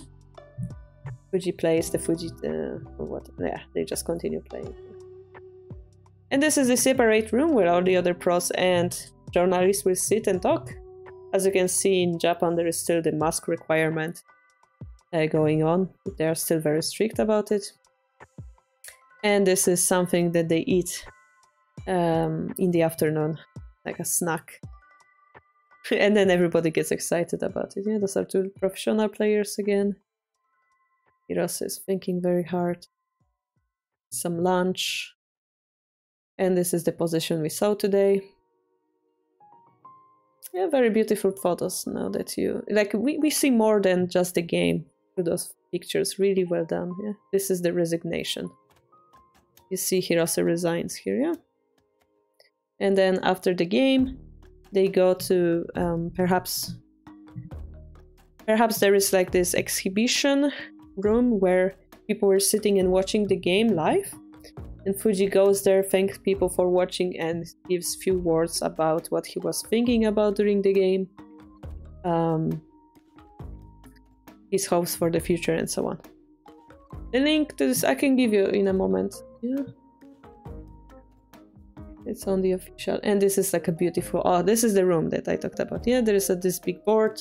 Both players come after the game to give few words. And then they come back, after that, they come back to make a post-game analysis.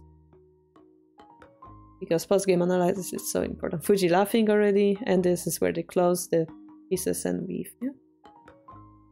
And Fujii, of course, because he defended the title, has additional photo shoot. And that's beautiful pictures. Wow, I really like it. So this is the page. And the pictures were where I click this, yeah? So this is the official Ryuo page. And you see it's Yomiuri because it's the sponsor, yeah? Yomiuri being a newspaper company. Yeah, Yomiuri Shimbun Online, it says on the top. Oh yeah, in Shogi the respect part is very important. Yeah, that doesn't happen in Shogi world. It's very different culture.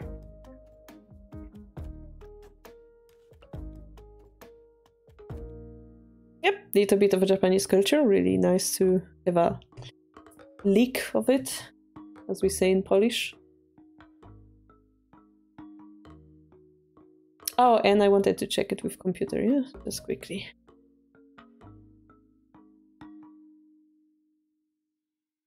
And then we can take a look at Shogi.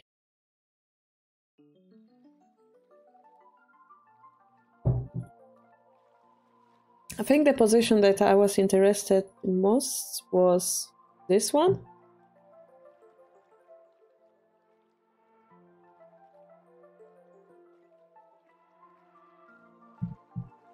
Kids are a different story. Kids are considered innocent in Japan, which they shouldn't be, I think, but yeah, anyway. Okay, I was right. Bishop for 4 is the correct move. And there's bishop drop 1-4 that would continue, but it's equal, yeah?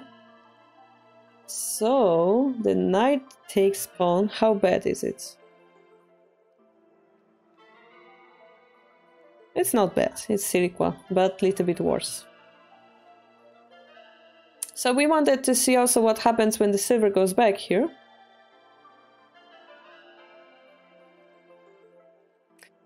Which was, pawn 135. And also Navoyska asked what happens if the king takes.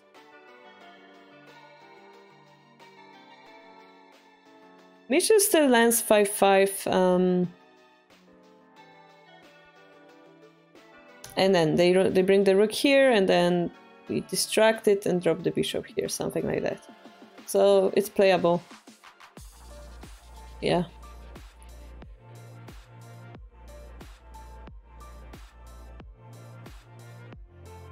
Interestingly, computer prefers to take the gold here. Everything other is like computer played. How amazing Fujii is. Everything is computer move right now. This is crazy, yeah? Everything up to here. Hirose too, he plays the perfect computer move. Oh wow. Okay, the computer prefers to run there. And here, yeah, it's losing already. So the biggest mistake was that Hirose defended, this is a small mistake, that he defended here. He could have taken the gold, and pawn drop is where it really jumped. But computer would play the same move, which is kind of weird.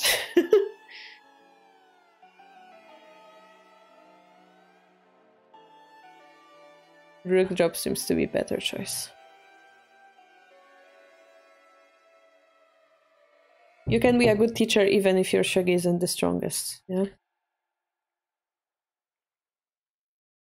Yeah, for kids, yeah, like Madoka always taught them using, remember about 3 important shogi rules, yeah? Say, onegaishimasu, thank you for the game, and I have lost, yeah? This is like the first shogi lesson they teach. There was this one tsume that I wanted to find, right?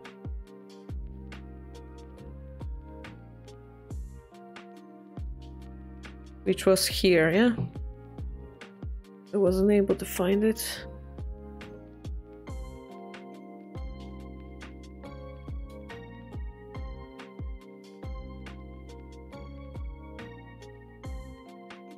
It's not Suma, actually.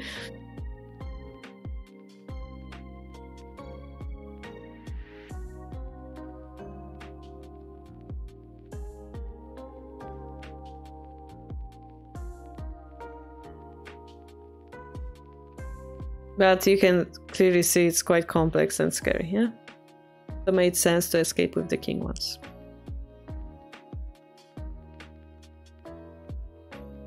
What if we take here? Is it a mate? Yeah, because the silver and the knight here. Alright. That's why we avoided this line. Makes sense.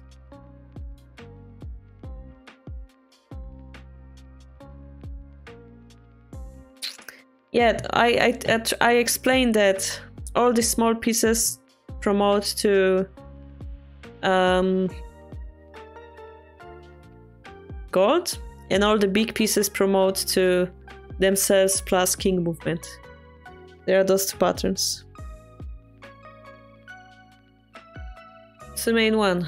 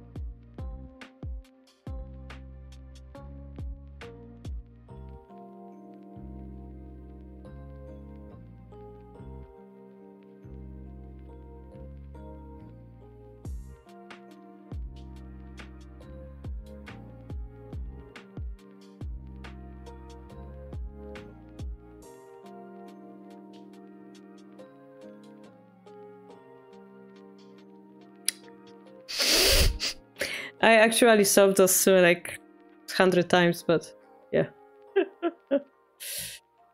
This was 57.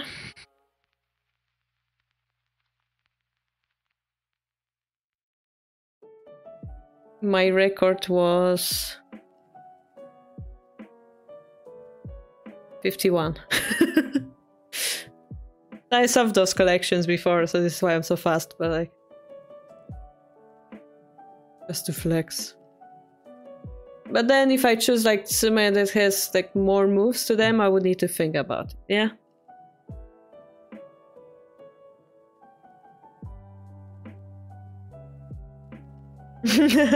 Yep. It's just made in one, yeah? Here I don't see it, for example, yeah? Immediately.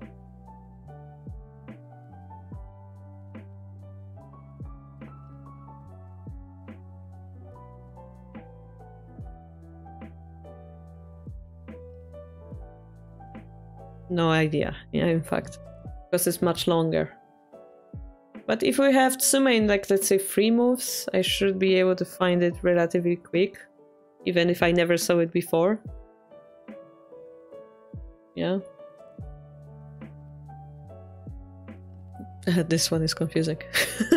Okay. Get Tsume in 3. So in the case, what you saw on stream was like very long Tsume, but also quite straightforward. That's wrong. Wait.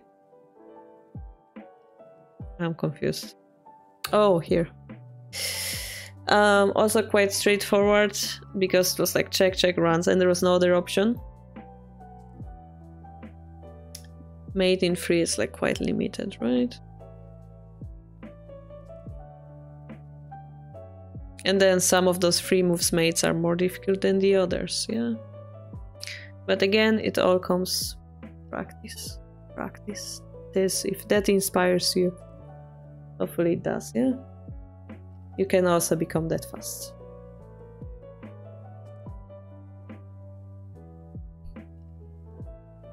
Ooh.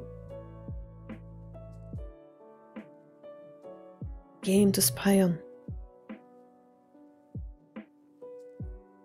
Tourney to King tournament, perhaps.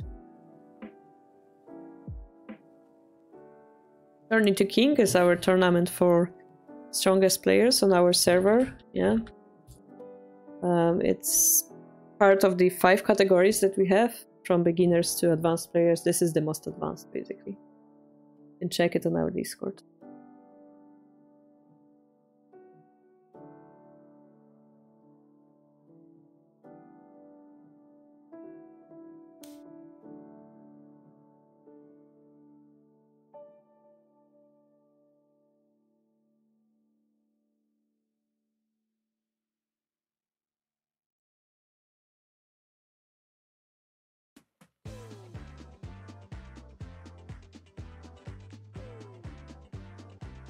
What type of game? Central Rook, yeah.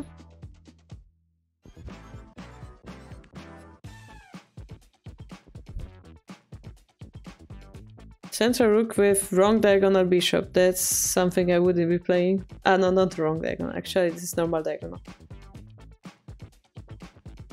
Can you sell teaching sessions? I could. Are you interested?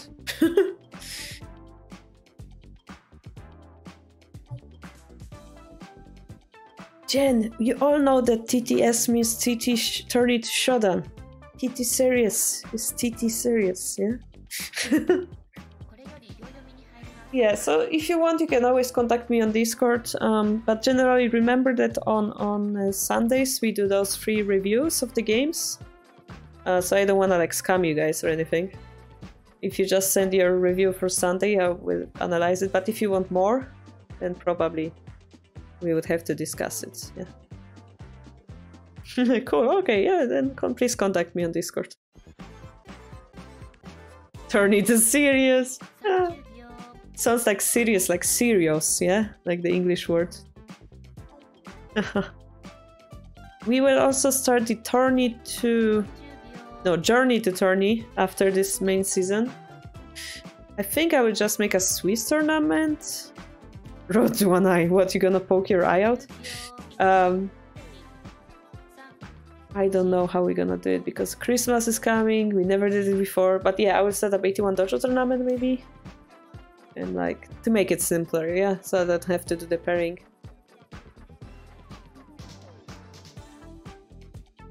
That's for beginners. Under 5Q. And yeah, you can spend channel points to play a game on. But it's a quick game, so it's like a 10 seconds Birami. It's called short teaching game for a reason, yeah? Thank you, Jen.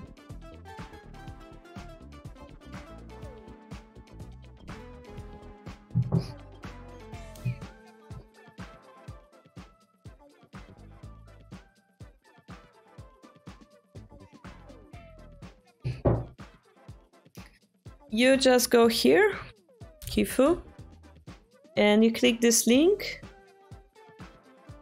So if it's 81 Dojo game, you go to 81dojo.com and you go to your English login to my page.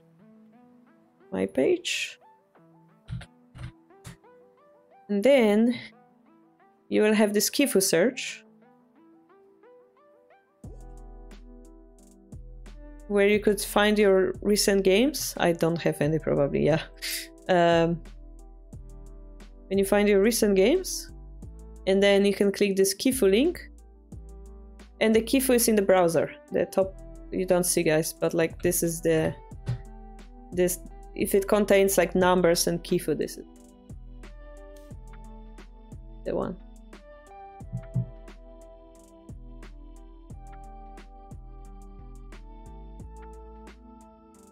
No problems.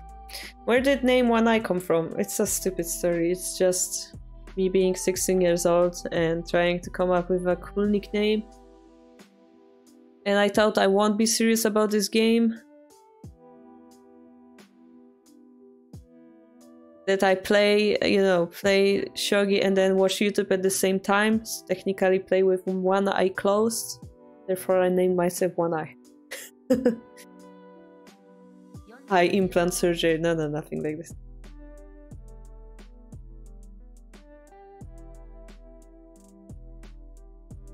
It reminds me, when I was a kid I had a little bit of zest, like a weird eye. I don't have it anymore. Or I don't care. I don't know. I remember I was bothered by it at one point in life. Anyway, yeah, I never lost my eye or anything. Sure, I play Ana character on Overwatch, which technically lost one eye, but it's another story.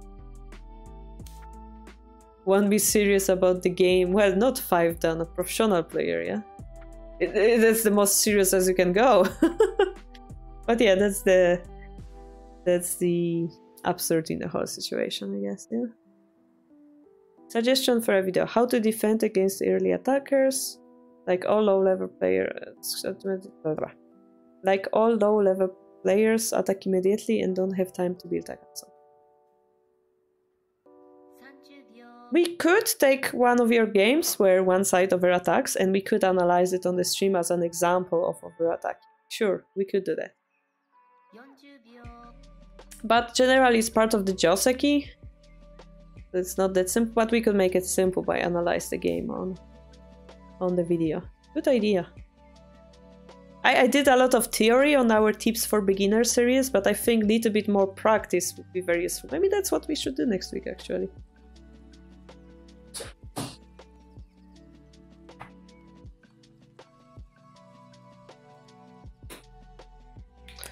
Little more practical examples from middle game opening. We will do it next week.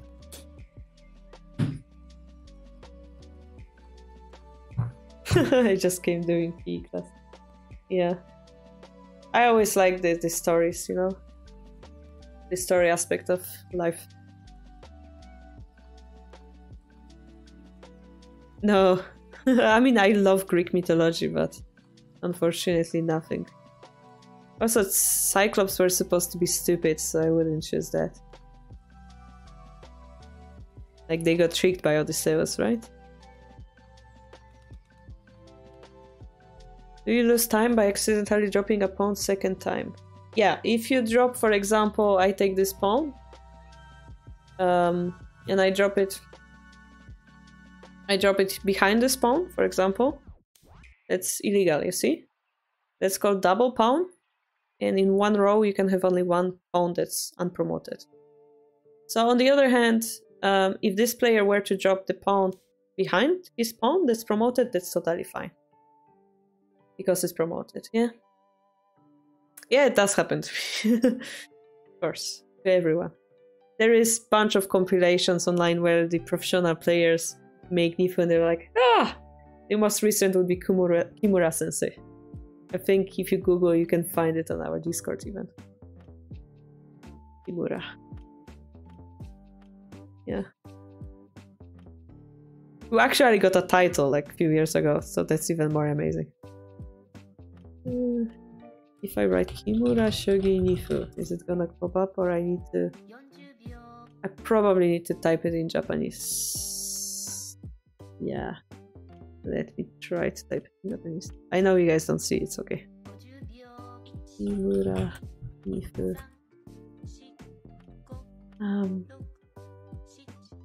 Probably this one. Yeah. I mean, this whole thing is all Nifu, but this video in particular is the one you wanted to see.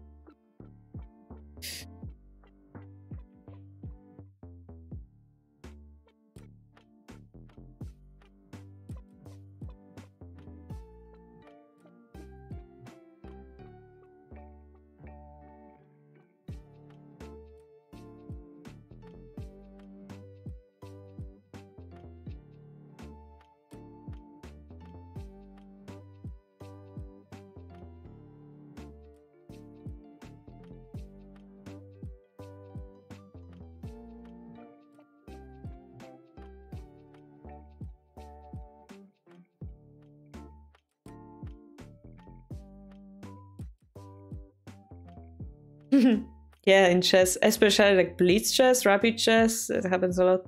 Somebody posted today, 1 second shogi game. Like you have 1 second to make a move. It's crazy. Like you cannot do that. You cannot promote the piece in 1 second sometimes.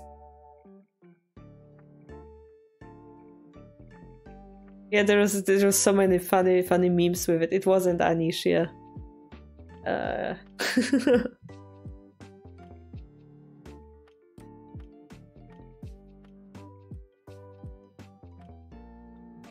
I would recognize Anish, yeah. Edith Jane, okay. Yeah, I am not commenting on this game like especially because they're playing. It's a live game. I can just tell you it's a very close fight. Yeah, it's quite enjoyable to calculate it. Indeed, both are very, very strong players and you can feel it, yeah. But, guys, we're running out of time for the stream. It's been 2 hours. Today we learned about Anaguma. Yeah, that goals are very important in Anaguma. We learned that even pro make mistakes. We watched Fujii versus Hirose and we know that Fujii defended his title in a very beautiful manner. We saw him perfectly set up a Ishi position with barely surviving with his king, which was so beautiful to watch and so difficult to calculate, but we learned something from it. Tomorrow's stream is cancelled as I'm going to Poland. I come back on Tuesday afternoon, so probably tips for beginners will be Wednesday too, unless I come up with something quickly. Not promising anything. I will continue streaming Spyro on the stream in non-Shogi streams. I love Spyro the game. If you guys know the Dragon Spyro game and you like it, you can watch. But most important, if you want to be notified for the next streams, join our Discord. We always ping you. Especially if you have always notified role chosen, we ping you if any Shogi streamer is streaming. Thank you so much for contenti, Jen, Thank you everyone for following, subscribing today, giving me ideas for YouTube. Really appreciate. Of course, being interactive in chat. Always amazing, guys. Always nice to talk with you. I'm gonna check if we can rate Toad. Toad usually goes live right after us. Unless we rate some chess streamer. When I stream next week. Hopefully when I stream again it'll... Alright, I don't care. You guys do whatever you want. Not gonna... Today you're not ready. Okay. Toad may be live later, so if you wanna be not fight, join the Discord, yeah. Thank you so much. See you on Tuesday, I believe. Yeah, Tuesday with Quest to Enjoy Shogi. And yeah, send your key if you want it analyzed. Here, in text form this week. Bye bye for now. Have a nice weekend.